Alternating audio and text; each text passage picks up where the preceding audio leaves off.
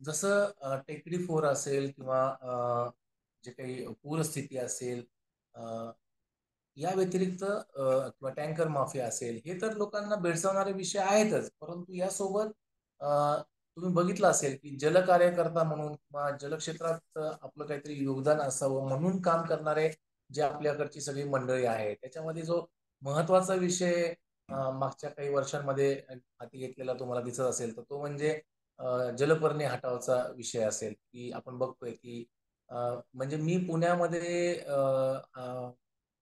वास्तव्याला आलो 2003-04 मध्ये. आणि कदाचित त्याच्या किती आधीपासून जलपर्णी या विषयावर किती लोक काम करतायत मला माहित नाही. परंतु 2003 पासून ते आता 2023 म्हणजे जवळपास 20 वर्ष मी पुणे आणि पिंपरी चिंचवड भाग बघतोय. आणि हा जो जलपर्णी नावाचा जो विषय आहे, हा विषय जैसे थे आहे. फक्त त्याच्यामध्ये कार्यकर्ते निर्माण आणि त्या कार्यकर्ते निर्माणानंतरही ह्या कार्यकर्त्यांचंही पुढे काय होतं, काही दिवस काम केल्यानंतर नेमकं काय पुढे त्यांचे इंटरेस्ट कसे जातात, आय डोंट नो. परंतु अ, हा प्रश्न सुटण्याऐवजी हा प्रश्न दिवसेंदिवस दाहक होण्याकडे वाटचाल करतोय. असं चित्र आता याच्यात मी कुणावरती आरोप कर्त्यावरती जाणार नाही. परंतु हा हा आत्मपरीक्षणाचा विषय आहे की आपण हा विषय सोडू शकलोय का? हे काही कुणाला उत्तरदायित्व म्हणून कोणाला उत्तर देण्याचा विषय नाहीये. पण आपल्याला आपलं शहर समजून घेताना, आपल्या शहराचं पाणलोट समजून घेताना आपल्याला स्वतःलाच प्रश्न विचारावे लागतील. आणि ते प्रश्न कशासाठी विचारावे लागतील की आपण ज्या विषयावर, ज्या मुद्द्यावरती काम करतोय ते योग्य दिशेने आहे का, योग्य मार्गाने आहे का, हे तपासण्यासाठी म्हणून हे आत्मपरीक्षण करायचंय. कुणीतरी आरोप करते म्हणून किंवा कुणीतरी नावं ठेवतंय म्हणून नाही.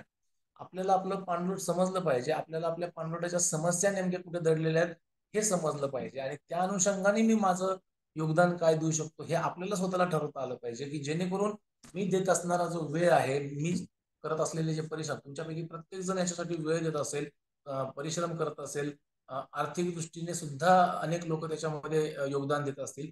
हे सगळे प्रयत्न, ह्या सगळ्या कष्टांचं चीज व्हावं, हा फक्त याच्या पाठीमागचा उद्देश आहे. आणि म्हणून मुळात पिंपरी चिंचवड शहराचं जलव्यवस्थापन म्हणून आपल्याला काय माहिती घेणं आवश्यक आहे आणि आपल्याला नेमकं उपाय म्हणून कोणत्या मुद्द्यांवरती काम केलं पाहिजे, ह्याच्याकडे लक्ष वेधणं हा माझा आजच्या या संबोधनाचा हेतू आहे. आता तुम्ही जर बघितलं तर महत्वाचे जे मुद्दे आहेत पिंपरी चिंचवडच्या जल व्यवस्थापनाच्या दृष्टीने, तर त्याचं मी ह्या 8 भागामध्ये विभागणी केलेली आहे. पहिला भाग म्हणजे पिंपरी चिंचवड शहराचे जल व्यवस्थापन. हे मुद्दे सांगण्यापूर्वी मी तुम्हाला एक छोटासा चार्ट दाखवतो. हे आहे आपल्या पिंपरी चिंचवड शहराचं पाणलोट. आणि ह्या पाणलोटामध्ये ही आहे आपली पवना, आणि ह्या पवन्याला घेऊन येऊन मिळणारे सगळे छोटे नदी नाले ओढे. आता मी प्रशांतजी राऊळ आणि बाकी जी पिंपरी चिंचवड शहरातली जी कार्यकर्ता मंडळी आहे त्यांच्याशी चर्चा करत असताना आपण पिंपरी चिंचवड शहराचा एक आराखडा तयार करू असा आपला विषय झाला. अगदी आपल्याला शहराचा आराखडा तयार करता आला तर अतिउत्तम. पण समजा शहराचा आराखडा तयार करता येत नसेल तर वार्ड निहाय करू. 1 वॉर्डाचा करू, 2 वॉर्डाचा करू, 4 वॉर्डाचा करू. प्रशासनालाही आग्रह करू की प्रशासनाने याच्यामध्ये योगदान द्यावं आणि प्रशासनाने अशा पद्धतीचा आराखडा लोकांच्या समोर ठेवावा. ह्या आराखड्यामध्ये हे जे आकडेवारी तुम्हाला दिसते 1, 2, 3, 4, 5, 6, 7, 8 असे, ह्या सगळ्या रॅन्डम डिव्हिजन आहेत. म्हणजे याला ग्रीड बांधलेलं आहे आणि ह्या ग्रीड प्रमाणे आपण त्याची विभागणी केलेली आहे. आणि ही विभागणी करत असताना कोणत्या ग्रीड म्हणजे कोणत्या वॉर्डामध्ये, कोणत्या परिसरामध्ये नदी ओढ्यांवरती आक्रमण झालेलं आहे, कोणत्या भागामध्ये झिरपादराची स्थिती काय आहे, कोणत्या भागामध्ये माती मुरुम खोली आपल्याला दिसते आहे, कोणत्या भागातली वनसंपदामध्ये काय फरक पडलेला आहे, कोणत्या भागामध्ये अजून शेती सुरू आहे, कोणत्या भाग अजून पडीक स्वरूपामध्ये दिसतो आहे, कोणत्या भागामध्ये विहिरी बोरची संख्या जास्त आणि त्यातनं होणारा उपसा देखील जास्त आहे, कोणत्या भागामध्ये पाण्याची पातळी ड्रॅस्टिकली खाली जाते, कोणत्या भागामध्ये ती सेटल आहे. हे सगळे ही सगळे जे माहिती आहे, हे सगळं माहिती संकलन जर करून आपण जर त्या अशा पद्धतीने आपल्या आराखड्यामध्ये जर टाकलं तर मला असं वाटतं की आपल्याला आपल्याकडे असलेल्या जलक्षेत्राची, शहरी पाणलोटाची नेमकी समस्या आणि त्याच्यावरचा नेमका उपाय शोधायला त्याला मदत होईल. आणि मग आपण ह्या खालील मुद्द्यांवरती प्रभावीपणे बोलू शकतो. आपल्यापैकी प्रत्येक कार्यकर्ता जो आहे त्या मुद्द्यांवरती प्रभावी पद्धतीने बोलू शकतो. काय आहेत हे मुद्दे? मुद्दा नंबर 1, पिंपरी चिंचवड शहराचं जलव्यवस्थापन. आता पिंपरी चिंचवड शहराचं जलव्यवस्थापन म्हणत असताना 2 गोष्टी आहेत की ह्या पिंपरी चिंचवडमध्ये राहत असणाऱ्या नागरिकांना पिण्यासाठी, शेतीसाठी आणि उद्योगासाठी त्या तीनही गोष्टींसाठी मिळून किती पाणी हवंय. आता शेतीसाठी आपल्याकडे आपण जर आकडेवारी काढली तर आपल्याला समजू शकतं की अजून शेती क्षेत्र किती शिल्लक आहे. पुण्याच्या काही भागामध्ये अजूनही छोट्या छोट्या प्रमाणात का होईना पण शेती दिसते आउटस्कर्ट्स मध्ये. तर हे शेती क्षेत्र किती आहे, त्याच्यावरनं आपल्याला तिथे काय शेती पीक पद्धती असते, मग त्याला पाणी किती लागतं, ही आकडा आपल्याला मिळू शकतो. त्याच्यानंतर पिण्यासाठी पाणी. आता त्याच्यासाठी भूपृष्ठजल आणि भूजल. मग भूपृष्ठजल आपल्याला धरणात किती मिळतंय त्याची आकडेवारी शहराकडे आपल्या शहराचे जे प्रशासन आहे त्यांच्याकडे ती आकडेवारी उपलब्ध आहे. मग त्याच्यामध्ये पण पाणी चोरी किती होते, नळ कनेक्शन्स किती आहेत, एक्झॅक्टली धरणातनं किती पाणी सोडलं जातं, त्यातलं किती आपल्यापर्यंत पोहोचतं, किती सोसायटी पाणी देणं गरजेचं आहे, ही सगळी आकडेवारी या आकड्यामध्ये असू शकते. त्यानंतर भूजल म्हणून आता आपल्याकडे इतकी वाईट अवस्था आहे की आपल्याकडे शहरामध्ये नेमकं एकूण विहिरी किती आहेत आणि एकूण बोरवेल किती आहेत ही संख्या कोणालाच माहिती नाही. आपण प्रत्येक सोसायटीमध्ये जर गेलं तर अक्षरशः एक दोन सोसायटी सोडल्या किंवा ज्या काही मोठ्या सोसायटी त्या प्रत्येक सोसायटीमध्ये तुम्हाला विहीर किंवा बोरवेल दिसू शकतं, पण त्याचा ऑथेंटिक डेटा जो आहे तो शासनाला असं वाटत नाही की आपल्याकडे ठेवावं. अगदी नगरसेवकाला जरी सांगितलं किंवा शासनाने नगरसेवकाला कंपल्सरी केलं तरी सुद्धा हा आकडेवारी अक्षरशः काही दिवसामध्ये जमा होऊ शकते. हा सेन्सस करणं फार काही अवघड गोष्ट नाहीये. आणि त्याच्यावरनं आपल्याला समजू शकतं की आपले नागरिक जे आहेत ते किती भूजल वापरत आहेत. आणि मग हे भूजल किती वापरतायत हे समजलं तर आपल्याला लक्षात येईल की हे भूजलाची जी संपत्ती आहे ती आपल्याकडे किती आहे आणि आपण कधी ती संपवणार आहोत. या व्यतिरिक्त प्रदूषण हा विषय तर बाजूला ठेवा थोड्या वेळाकरता. आता ह्या शहरीकरणामुळे आपलं पाणलोट कसं बदलवलंय, म्हणजे लँड यूज किती वाढलेला आहे, जशी मी मगाशी आकडेवारी सांगितली. आणि मग ती आकडेवारी जी बदललेली आहे त्याच्यामध्ये आपले झरे ओढे गायब झालेले आहेत का? आपल्याकडे आपल्या वॉर्डातला अमुक झरा एखाद्या बिल्डरनी किंवा कोणी दाबला आणि त्याच्यावरती अतिक्रमण केलंय, ह्याच्या विरोधात कोणी पुढे येतं का? हे झरे ओढे हे या पाणलोटाचे अविभाज्य भाग आहेत आणि जर हे झरे ओढे अस्तित्वात राहिले नाही तर ह्याचा दुष्परिणाम जे आहेत ते आपल्याला या पाणलोटात राहणाऱ्या आपल्या सगळ्यांना त्याचे भोगावे लागणार आहेत. आपल्या पुढच्या पिढ्यांना त्याचे भोगावे लागणारे परिणाम. राम नदीसारखी नदी म्हणणारी ज्याला आपण कधी काळी नदी म्हणत होतो ती आता ओढ्याच्या स्वरूपामध्ये सुद्धा नीटपणे अस्तित्वामध्ये दिसत नाही. अशी स्थिती जर आपल्याला पुणे शहरामध्ये बघितली, पुणे शहरातली राम नदी हा तर मोठा विषय आहे, याच्यावरती भांडणारे पण कितीतरी आहेत. पण चिखलीमध्ये आपल्या पिंपरी चिंचवडमध्ये चिखली परिसरामध्ये रामझरा नावाचा एक झरा आहे आणि ह्या रामझरा हा खुद्द प्रशासनानंच अतिक्रमण केलं त्याच्यावर. त्या रामझऱ्यावरतीच तो जो प्लॅन्ट आहे तो त्याच्यावरती उभा आहे आणि तो झरा बंद करून टाकलेला आहे. म्हणजे जो तिथून वाहत होता त्याच्याऐवजी तो आता अस्तित्वात नाहीये. असे कितीतरी झरे, हे काही नाव असलेले झरे. आता माझ्या रावेत परिसरामध्ये मी 2009 मध्ये राहायला आलो. 9 मध्ये माझ्या डोळ्यासमोर वाहत असणारा एक जो ओढा जो दरवर्षी पावसाळ्यामध्ये व्हायचा, आज त्याच्यावरती बिल्डिंग आहे. ह्याला ह्याला ऑब्जेक्शन कोण घेणार, ह्याला शासनाला प्रश्न कोण विचारणार? जो आपला जो या पद्धतीने पाणलोटामध्ये सगळा बदल होतोय, त्या पाणलोटामध्ये होणाऱ्या बदलांना थांबवायचं कसं, हा आपल्या दृष्टीनं मोठा जीवन मरणाचा प्रश्न आहे असं कोणाला वाटत नाहीये. फक्त हौशी स्वरूपाचं जे जलक्षेत्रातलं काम आहे त्याच्यासाठी आपण सगळेजण एकत्र येणार आहोत. परंतु जे प्राणघातक विषय आहे, जीवन मरणाचा विषय आहे, तो विषय आपल्याला कुठेही एकत्र आणायला कशामुळे कमी पडतोय, हा एक मोठा प्रश्न आहे. आणि ह्याच्याऐवजी मग होतंय काय की जेव्हा शासनाच्या असं लक्षात येतं किंवा भ्रष्ट लोकप्रतिनिधींच्या असं लक्षात येतं की नागरिक जो आहे तो जागा नाहीये, नागरिक झोपलेला आहे. चोरी केव्हा होते? चोरी काय सगळेजण जागे असल्यानंतर घरात टीव्ही चालू असतो आणि 4 मेंबर बसलेले असतात तेव्हा कोणी चोरी चोरी करत नाही. चोरी कधी होते? जेव्हा घरातले सगळेजण गावाला गेलेले असतात, घरातले सगळेजण झोपलेले असतात, गाढ झोपेमध्ये असतात, रात्र असते, सगळीकडे शुकशुकाट असतो. अशा वेळेस चोराचं चोरी करण्याचं फावत असतं, तेव्हा चोर चोरी करतो. आपण सगळेजण जलक्षेत्राच्या बाबतीमध्ये, पर्यावरणाच्या बाबतीमध्ये झोपी गेलेला जेव्हा हा समाज या भ्रष्ट लोकप्रतिनिधींना आणि प्रशासनाला दिसतो, तेव्हा त्यांना असं कळतं की हा आता ही चोरी करण्याची योग्य वेळ आहे. आणि म्हणून मग आपल्याकडे नदीकाठ सौंदर्यीकरण, ज्याला आपण आता रिव्हर फ्रंट डेव्हलपमेंट असं गोड नाव आहे, याचा घाट जो आहे तो तुमच्या समोर, तुमच्या डोळ्यासमोर घातला जातो. तुमच्या तोकड्या विरोधानंतर सुद्धा तो हाणून पाडला जाईल आणि तो पूर्ण केलाही जाईल, पण तुम्ही त्याला काही करू शकत नाही. याचं कारण असं आहे की आपल्याला तो आपल्या जीवन मरणाचा प्रश्न वाटत नाही. आपल्यापैकी कोणालाही तो वाटत नाहीये. आजचा जो विषय आहे या विषयाचं जे हेडिंग आहे ते हेडिंगच असं होतं की पिंपरी चिंचवड शहराचं जलभविष्य आणि मग प्रशांतजी राऊळांनी पिंपरी चिंचवड शहराच्या जलभविष्यावरती चर्चासत्र घडून आणण्याचा घाट घातल्याच्या नंतर सुद्धा फक्त 15 ते 16 लोक येतात आणि हे सगळं ऐकतात. आणि पिंपरी चिंचवड शहराची लोकसंख्या किती आहे माहितीये? ती लोकसंख्या 2011च्या सेन्सस प्रमाणे 20 लाख क्रॉस करत होती. आता ती ऑलमोस्ट अजून त्याच्यामध्ये 5-10 लाखाची भर पडलेली असणार कदाचित. ती अजून पुढच्या 5 वर्षामध्ये किती होईल बघा. सांगण्याचा तात्पर्य असं आहे की ह्याच्यातला 1% नागरिक जो आहे, 1% म्हणतो मी फक्त, 1% नागरिक जरी जागा झाला आणि या मुद्द्यांवरती त्यांना प्रश्न विचारायला सुरुवात केली तरी सुद्धा या लोकप्रतिनिधींना आणि प्रशासनाला या नागरिकांचं ऐकावं लागेल. परंतु हे घडेल कधी माहित नाही. तोपर्यंत पिंपरी चिंचवड शहरातलं जे हे भूजल आहे हे संपलेलं असेल. आणि जेव्हा ते सगळं संपलेलं असेल, आता आपण बघतोय की काही भागांमध्ये सोसायट्या ओरडतायत, पाणी येते. आता परवा रिव्हर रिव्हर रेसिडेन्सी म्हणून जो मोशीच्या म्हणजे इंद्रायणीच्या काठी असलेला जो प्रकल्प आहे, त्या प्रकल्पाबद्दलची एक मोठी कव्हर स्टोरी पेपरला आली होती. आणि त्यात तिथले जे नागरिक आहेत त्यांच्याशी मी जेव्हा बोललो या विषयावर, तेव्हा असं कळलं की बिल्डरने त्यांना फक्त बिल्डिंग बांधून दिली, फ्लॅट करून दिले, पण पाण्याची सोयच केली नाही आणि त्यांना आता टँकरवरती अवलंबून राहावं लागते. मग हे टँकर भरले कुठनं जातात? तर हे सगळे ह्या भूजलावरती अवलंबून असतात किंवा मग नदीमधलं जे घाण पाणी आहे त्याच्यावरती अवलंबून असतात किंवा मग जे काही आपले शासकीय एसटीपी आणि आहेत त्याच्यातनं सुद्धा चोरून अशा पद्धतीने हे पाणी वापरलं जातं किंवा कित्येक ठिकाणी तुमच्या ज्या पाईपलाईन्स आहेत त्या सुद्धा फोडून आपल्या एखाद्या सोसायटीमध्ये किंवा एखाद्या बंगल्याच्या आवारामध्ये असलेली जी विहीर आहे त्याच्यामध्ये सोडल्या जातात आणि तिथनं टँकर भरले जातात.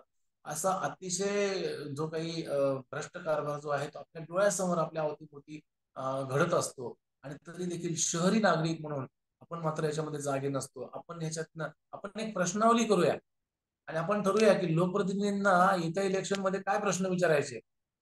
प्रशासनाला येत्या इलेक्शनच्या आधी आपल्याला काय प्रश्न विचारायचे. या प्रश्नावरची उत्तरं जी आहेत एक नागरिक म्हणून मला हवंय. मग नगरसेवकाला मी कुठले प्रश्न विचारेल, जे शासनाचे विविध विभाग आहेत म्हणजे जलसंपदा असेल किंवा लँड यूज असेल, या विभागाला कोणते प्रश्न विचारायचे आणि ह्या प्रश्नांना सातत्यपूर्ण पद्धतीने याचा पाठपुरावा जर धरायचा जर म्हटलं तर आपल्यापैकी किती लोक तयार आहेत हा माझा आजच्या या संबोधनामध्ये प्रश्न आहे. याच्यामध्ये प्रशांतजी असतील, मी असेल आणि आज इथं उपस्थित असणारे कदाचित ही मंडळी जागरूक आहेत, ही मंडळी त्याच्यामध्ये तयार होतील, पण एवढ्यांना भागणार नाहीये. आपल्याला हे सगळे प्रश्न जे आहेत ते आपल्याला नागरिक म्हणून प्रत्येकानं विचारणं गरजेचं आहे. आणि मग होतंय काय माहितीये का की ज्यांनी प्रश्न विचारले पाहिजेत ते झोपतात आणि जेव्हा ते झोपलेले असतात तेव्हा त्यांच्या वतीनं जे कोणी प्रश्न विचारणारे म्हणून पुढे असतात ते सगळे पर्यावरण जीवी मंडळी असतात. पर्यावरण जीवी म्हणजे काय? तर आम्ही समाजाचे कर्ते धर्ते आहोत, आम्ही त्यांच्यासाठी झगडतो आहोत असं दाखवून फक्त वैयक्तिक स्वतःचे फायद्यापुरतच जे काही आंदोलन किंवा जे काही आपलं जलकार्य आहे ते दाखवणारी अशी मंडळी.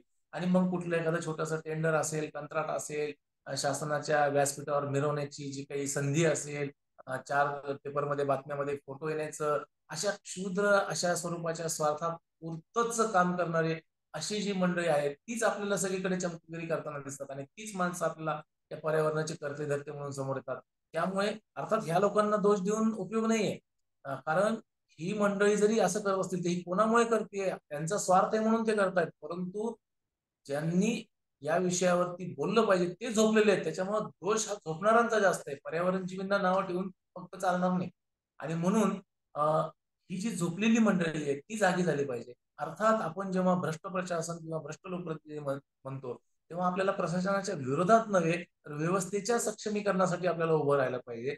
आणि व्यवस्थेचं सक्षमीकरण म्हणजे काय?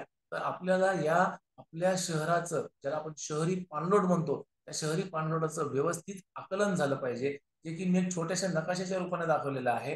आता या नकाशामध्ये जर तुम्ही बघितला तर याच्यामध्ये तुम्हाला लँड यूज दिसत नाही, पण याच्यामध्ये तुम्हाला ड्रेनेज पॅटर्न दिसतो, याच्यामध्ये तुम्हाला चढ उतार दिसत आहेत आणि मग याच्यामध्ये तुम्हाला तुमची नदी प्रणाली दिसते. ही नदी प्रणाली शहरीकरणामुळे किती बिघडलेली आहे हे आपल्याला जर नीटपणे समजलं आणि याच्यावरती आपण जर काम करू शकलो तर मला असं वाटतं की तुम्ही स्वतः समर्थ असाल नेमका प्रश्न विचारण्यासाठी आणि त्याचं नेमकं सोल्युशन देण्यासाठी.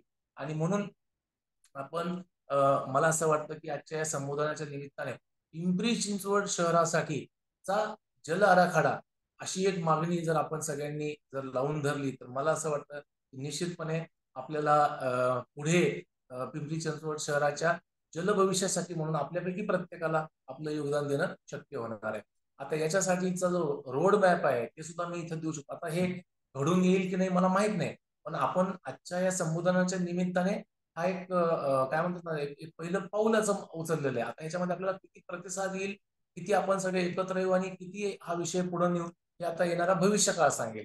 परंतु एक शहरी जल आराखडा, ज्याला आपण पिंपरी चिंचवड शहराचा किंवा वैयक्तिक पातळीवरती एका दुसऱ्या वार्डाचा जर आपण करायचा ठरवला, तर याच्यामध्ये आपल्याला या संदर्भातली जे काही आता जसं आपण एक संबोधन घेतलं तशी एखादी एक ऑफलाईन स्वरूपाची जो एक ट्रेनिंग आहे ते आपल्याला आयोजित करता येईल, ज्याच्यामध्ये आपल्याला शहरामध्ये अशा पद्धतीने माहिती संकलनासाठी आणि हे प्रश्न मांडण्यासाठी काम करण्यासाठी इच्छुक असणारी जी मंडळी आहे त्या सगळ्यांना आपल्याला तिथं बोलवता येईल. त्यापैकी जी महाविद्यालयीन तरुण आणि जी त्या त्या वार्डातली जी वेळ देऊ शकणारी जी मंडळी आहे अशा लोकांची एक कृती समिती याच्यामध्ये बनवता येऊ शकेल. यांना आपल्याला चांगलं तांत्रिक प्रशिक्षण आपल्याला देता येऊ शकतं की जे जल आराखडा निर्माणासाठी आवश्यक आहे. आणि मग त्यानंतर आपल्याला प्रत्यक्ष माहिती संकलन त्या त्या वॉर्डामध्ये जाऊन विहिरींची माहिती, बोरची माहिती, तिथल्या अतिक्रमण झालेल्या ओढ्यांची माहिती, ही सगळी शास्त्रीय माहिती एकत्रित करून आमचे राहुल गौरव ज्यांना सारखी जे तरुण आहेत की ज्यांना या जल आराखडा निर्माणाबद्दलचं नॉलेज आहे, ज्यांना रिमोट सेन्सिंग आणि जे आपल्या GIS जी काही टेक्निक आहे अशा स्वरूपाची माहिती असणारे जे आपले तरुण आहेत त्यांनी ह्या सगळ्या माहितीचं विश्लेषण करण्यासाठी हे समर्थ आहेत. त्यांच्या माध्यमातून जर आपण अशा पद्धतीने या आराखड्याचं एकूणच आपण नकाशाकरण जर आपण केलं आणि तज्ञांकडनं त्याचं विश्लेषण करून मग आपण जर आपल्या एकमताने सगळ्यांनी मिळून शासनापुढे जर आपण मागणी धरली, तर मला असं वाटतं की याच्यातनं निश्चित आपल्याला काहीतरी पॉझिटिव्ह आउटपुट जे ते येऊ शकतं, जे की आपल्या पिंपरी चिंचवड शहराच्या जलभविष्यासाठी खूप चांगलं असेल. याचं एक शेवटी तुम्हाला छोटंसं उदाहरण देतो की आमचे मित्र प्रदीप पुरंदरे सर, जे की मित्र म्हणण्यापेक्षा आमचे ज्येष्ठ या विषयातले तज्ज्ञ, त्यांनी जेव्हा गोदावरी नदीच्या आराखड्यासाठीचा आग्रह धरला, कित्येक वर्ष आग्रह धरून PIL टाकून कोर्ट केसेस करून जेव्हा शासनाला हा आराखडा बनवायला भाग पाडण्यात आलं, त्यानंतर मराठवाड्यासाठी एक अनुशेष त्याच्यातनं लक्षात आला की एवढ्या एकूण पाणी जे गंगापूर आणि ह्या धरणातनं जायकवाडीपर्यंत यायचं त्यातला एवढा एवढा हिस्सा आहे तो मराठवाड्याच्या वाट्याचा आहे. हे त्या आराखड्यातनं निष्पन्न झाल्याच्या नंतर एवढं पाणी मराठवाड्याला द्यावं लागलं. हे पहिल्यांदाच घडलं का, तर त्या आराखड्यामुळे.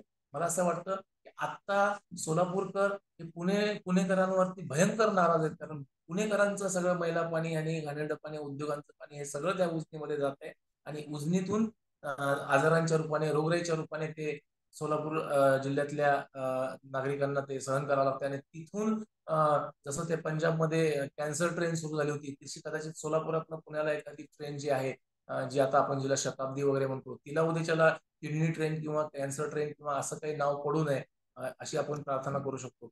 नुसती प्रार्थना करून भागणार नाहीये. पुणेकर म्हणून सुद्धा, पिंपरी चिंचवडकर म्हणून सुद्धा आपल्याला जागरूक व्हावं लागणार आहे, कारण आपलीच बांधव, आपलीच पुणेकरातले कितीतरी मंडळी ही सोलापूर आणि त्या भागातून आलेली असणार आहेत.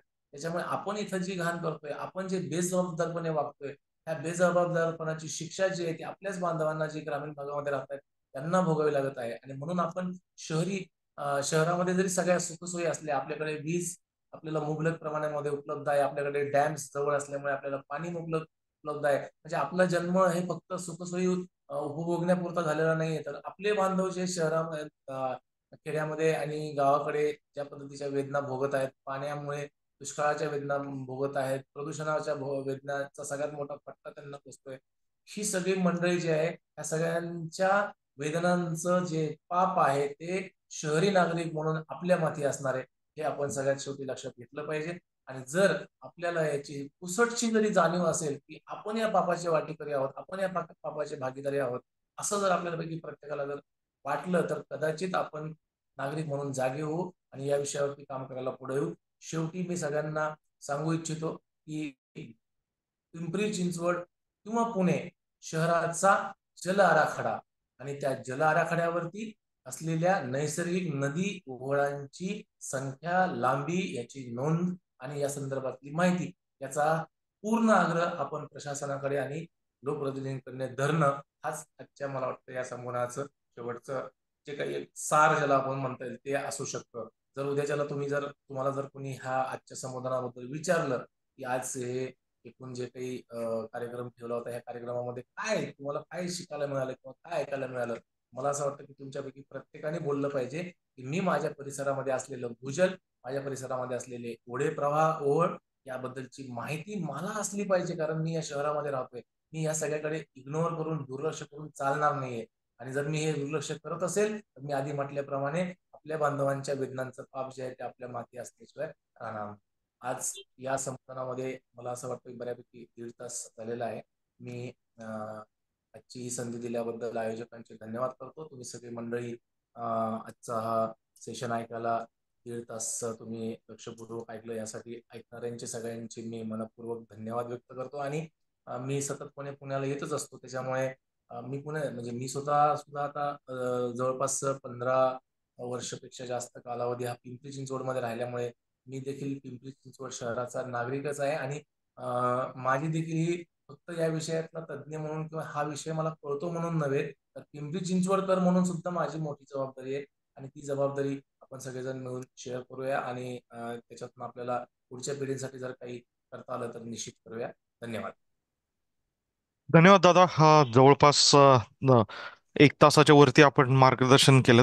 परत एकदा या निमित्तानं सगळ्यांना एकच सांगायचं की महाराष्ट्राचं जर एकंदरीत आपण जर जो लोकांची डेन्सिटी किंवा नागरी क्षेत्राची किंवा आपण औद्योगिक क्षेत्राची जर सगळी डेन्सिटी बघितलं, जर केंद्रीकरण बघितलं, तर हे पुणे, पिंपरी चिंचवड किंवा मुंबईकडे की जिथे पाण्याची मुबलक उपलब्धता आहे. सोलापूर किंवा इकडच्या साईडला जर बघितलं, तिथे पाणी किंवा इतर बेसिक इन्फ्रास्ट्रक्चर नसल्यामुळे तिथे हे नाही.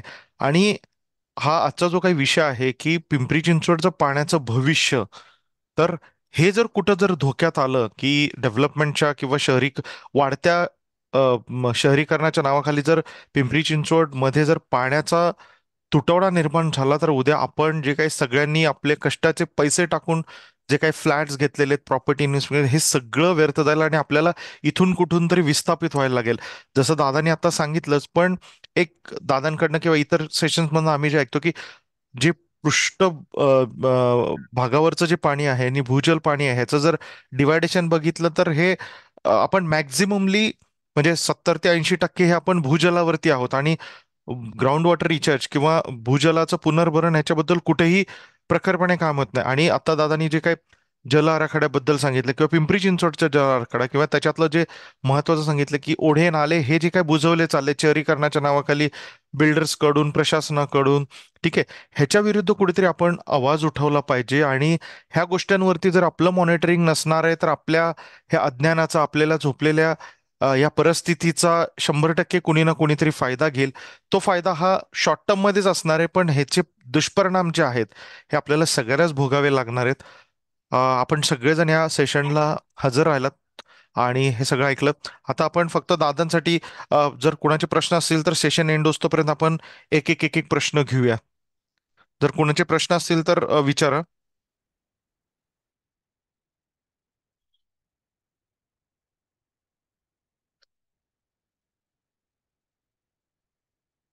सर, जल आराखडा, राहुल ओझरडे नावाने निगडीत राहतो मी. तर जल आराखडा जे बनला जातो, तर त्याच्यासाठी काही अशी शासनाची काही सिस्टम नाही आहे का?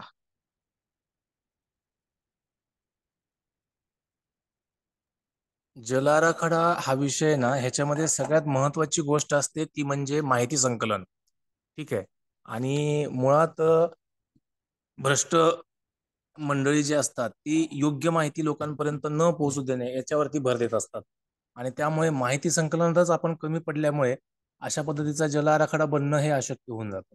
त्यामुळे शासनाला, जसं मी पुरंदरे सरांचं एक्झाम्पल सांगितलं की त्यांनी गोदावरी नदीचा आराखडा बनवण्यासाठी शासनाला भाग पाडलं, त्यासाठी PIL दाखल केली. आता ग्रुपवरती मला वाटतं सदस्यांमध्ये ऑडिओमध्ये शैलेंद्र पटेल सुद्धा आहेत. ते सुद्धा अशा पद्धतीच्या जल आराखड्यासाठी किंवा जल आराखडा म्हणण्यापेक्षा अशा पद्धतीच्या ओढे आणि प्रवाहांची नोंद होण्यासाठी म्हणून गेली कित्येक वर्ष लढतायत. मला असं वाटतं की हे जे पब्लिक प्रेशर आहे हे जर राहिलं तरच शासनाला शासनाच्या दृष्टीनं जल आराखडा बनवणं अवघड नाहीये किंवा त्याचं तंत्र शासनाला माहित नाही अशातलाही भाग नाहीये, पण ती मानसिकता नाहीये, त्यांना तो करायचा नाहीये. कारण जो केला तर मग लोकांमध्ये जागरूकता येईल ना. त्यामुळे शासन ते करत नाही. आपण तो आग्रह धरला पाहिजे एवढंच. आणि म्हणूनच आजचं ज्या संबोधनाचं जे सगळं जो भर होता तो ह्या जल आराखडा या विषयावरती ठेवण्याचं कारणच ते होतं की लोकांनी त्याचा आग्रह धरावा. बरोबर आहे सर. तुम्ही ते पूररेषेच्या बद्दल सुद्धा भरपूर घोळ घातले गेलेले आहेत, आपण बघतोय पेपरमध्ये. नाही, काय होतं, पूररेषा असेल किंवा हे सगळे मुद्दे जे आहेत ना हे तुकड्या तुकड्यामध्ये येतात. म्हणजे ते जलपत्नीचा विषय असेल, एखाद्या टेकडीबद्दलचा विषय असेल, हे सगळे तुकड्या तुकड्यामध्ये विषय येतात. जेव्हा अगर आपण त्याला जल आराखडा म्हणून जर आपण विषय घेतला तर मला असं वाटतं की तो समग्र पद्धतीने लोकांच्या समोर येईल असं आहे. आपण फक्त पूररेषेबद्दल बोललो किंवा फक्त एखाद्या टेकडीबद्दल किंवा एखाद्या याच्याबद्दल बोललो तर मला असं वाटतं की तो विषय नीटपणे मांडला जात नाही. आपण जर जल आराखडा हा विषय धरला तर तो एका ज्याला आपण बर्ड्स आय व्ह्यू म्हणतो ना तशा पद्धतीनं तो लोकांच्या डोळ्यासमोर असल्यामुळे लोकांना त्याच्यावरती आग्रही भूमिका धरणं जास्त सोपं जातं मला असं वाटतं. पूररेषा वगैरे विषय जे आहेत ना ते फक्त एखादी संस्था एखादी व्यक्ती तेवढ्यापुरतेच ते रेटले जातात, बोलले जातात. दबावगट म्हणून ते विषय मांडायचे नाही असं नाहीये, हे विषय तितकेच महत्वाचे आहेत. पण मला असं वाटतं की तुकड्या तुकड्यामध्ये आता जसं शैलेंद्र पटेल आहेत ते पावदन झाल्याबद्दल विषय बोलतात, आग्रही मांडणी करतात. परंतु पुणे शहरामध्ये 20 लाख लोकांपैकी किती लोकांना शैलेंद्र पटेल जो विषय मांडतायत तो त्यांच्या स्वतःच्या जीवन मरणाचा विषय वाटतोय, हा मुद्दा आहे ना. त्यामुळे उद्याच्याला तो त्यांचा जो लढा आहे तो विरून गेला आणि विजून गेला तरी इतर लोकांना काही फरक पडणार नाही किंवा कोणाला वाटणार नाही, त्याचं महत्व समजणार नाही त्याला. ठीक आहे. त्यामुळे म्हणून अशा पद्धतीने तुकड्या तुकड्यात विषय मांडण्यापेक्षा जल आराखडा असा विषय मांडावा हा आमचा आग्रह आहे. दादा, याच्यामध्ये एक प्रश्न होता की आता जो काही so called river front development किंवा त्याला मराठीमध्ये एक परत चुकीचं ट्रान्सलेशन चालू आहे नदी सुधार, आणि इंग्लिशमध्ये त्याला रिव्हर फ्रंट डेव्हलपमेंट असं, किंवा आता बरेच त्याच्यात ह्याच्यामध्ये नागरिकांनी नेमकी काय मागणी करावी, किंवा पाण्याच्या दृष्टीनं आणि नदीच्या दृष्टीनं नेमकी या ह्याच्यामध्ये काय मागणी करावी? मी मागे एकदा कुठल्या लोकमतला किंवा सकाळला माझी एक प्रतिक्रिया दिली होती आणि त्यामध्ये अनेक मान्यवरांच्या प्रतिक्रिया आल्या होत्या. त्यामुळे बहुतेक प्रतिक्रिया ह्या रिव्हर फ्रंट डेव्हलपमेंटच्या विरोधात होत्या. परंतु मी माझं मात्र लोकांना आश्चर्य वाटलं माझ्या प्रतिक्रियेचं. मी रिव्हर फ्रंट डेव्हलपमेंटच्या बाजूने प्रतिक्रिया दिली होती आणि याचं कारण असं होतं की रिव्हर फ्रंट डेव्हलपमेंट म्हणजे नदी काठ सुधार हा संपूर्णपणे वेगळा विषय आहे आणि नदी पुनरुज्जीवन हा संपूर्णपणे वेगळा विषय आहे. ठीक आहे. नदी पुनरुज्जीवनालाच नदीकाठ सुधार म्हणणं हे चुकीचं आहे. त्यामुळे नदीकाठ सुधार हा वेगळा विषय आहे, तो कसा आहे, आणि नदी पुनरुज्जीवन हा वेगळा विषय आणि तो प्रायोरिटीचा विषय आहे, अशी लोकांनी मागणी घेतली पाहिजे. आता उदाहरण जर सांगायचं म्हटलं तर एखाद्या ठिकाणी ज्याला आपण ना सुशोभीकरण ज्याला आपण म्हणतो ते एखाद्या तुकड्यामध्ये करणं त्याचे हेतू वेगळे असतात. ठीक आहे. आणि आता जसं मी सांगितलं की आपल्याकडे जे अनेक ओढे प्रवाह अतिक्रमित झालेले आहेत ते सोडवणं किंवा ते अतिक्रमण होऊ न देणं हा पूर्णपणे वेगळा विषय आहे.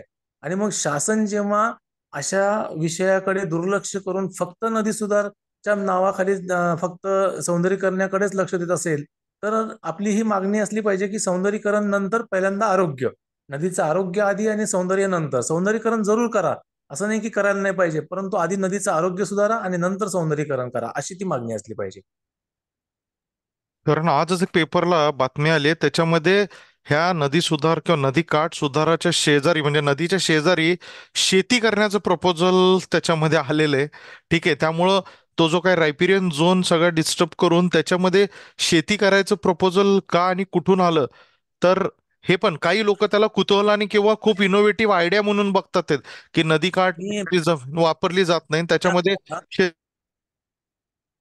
मी आत्ता हैदराबादमध्ये आहे आणि हैदराबादमध्ये मी जिथे माझं ऑफिस आहे त्या ऑफिसच्या अगदी जवळ मुसी नावाची नदी आहे. ठीक आहे. आणि योगायोगाने यावर्षी भूजल विभागाने जो अभ्यास प्रकल्प घेतलेला आहे तो नेमका या मुसी नदीच्याच वॉटरशेडचा घेतलेला आहे. आणि त्या निमित्ताने जेव्हा आम्ही त्या भागामध्ये सर्वे करतोय आणि अभ्यास करतोय तेव्हा आमच्या असं लक्षात आलं की मुसी नदी जी आहे ह्याच्यामध्ये सुद्धा अशा पद्धतीचा रिव्हरफ्रंट डेव्हलपमेंट प्रकल्प केलेला आहे. त्याचे मी फोटो तुम्हाला वाटल्यास पाठवून देईल. ठीक आहे. तर पहिल्यांदा तुम्ही तिथे जाताना तेव्हा अतिशय सुंदर अशा पद्धतीचा तो प्रकल्प दिसतो आणि खरंच अतिशय म्हणजे आपण एका बकाल शहरामध्ये राहतोय की एखाद्या सुंदर शहरामध्ये राहतोय, ही दृष्टी बदलणं सुद्धा तितकंच गरजेचं असतं आणि म्हणून पहिल्याच दृष्टिक्षेपामध्ये तो अतिशय चांगला वाटतो.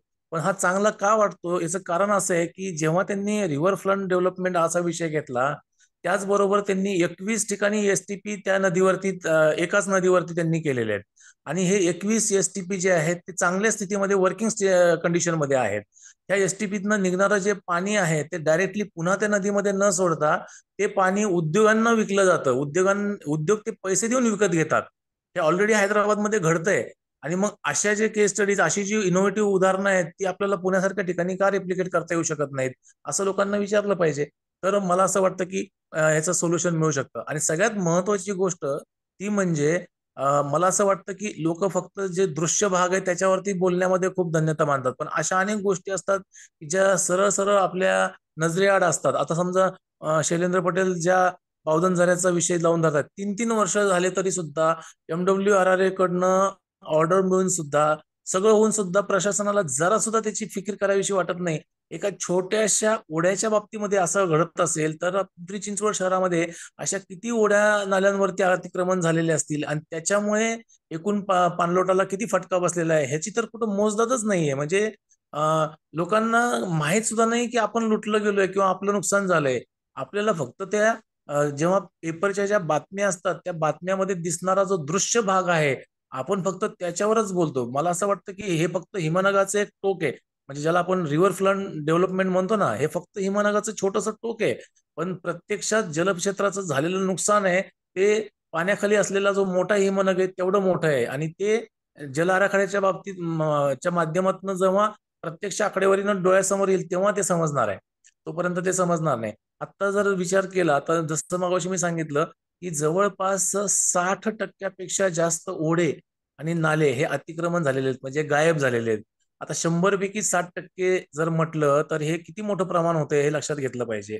तसंच टेकड्यांचं देखील आहे. टोटल एकूण टेकड्या ज्या आहेत त्या टेकड्यावर त्या टेकड्यावरती होणारं जे अतिक्रमण आहे आणि तिथे होणारी जी वृक्षतोड आहे त्याच्यामुळे सुद्धा जो वाढलेला अपदाव आहे तो सुद्धा 60% 55% पेक्षा जास्त गेलेला आहे. ही आकडेवारी मला असं वाटतं की लोकांना समजली पाहिजे, लोकांच्या पुढे आली पाहिजे. आत्ता काय होतंय माहिती का, लोकांच्या समोर फक्त पेपरमध्ये बातम्यात हा चला नदी सौंदर्यीकरणाला विरोध करायचा बस एवढंच असतं. आणि मग ज्या लोकांना विरोध करायचा आहे त्या लोकांची एकूण संख्या आणि त्या नदीकाठ सौंदर्यीकरणामध्ये वेस्टेड इंटरेस्ट असलेले, चला मलाही त्याच्यामध्ये थोडीशी जागा कुठे मिळते का, मला एखाद्या कामाचा टेंडर मिळते काय, मला कुठं त्याच्यामध्ये फायदा मिळते का, असे करणारे पण खूप लोक आहेत ना. त्याच्यामुळं प्रशासन ही गोष्ट सरळ सरळ रेटून नेईल, त्याला प्रशासनाला काहीच अवघड नाही रेटून नेणं.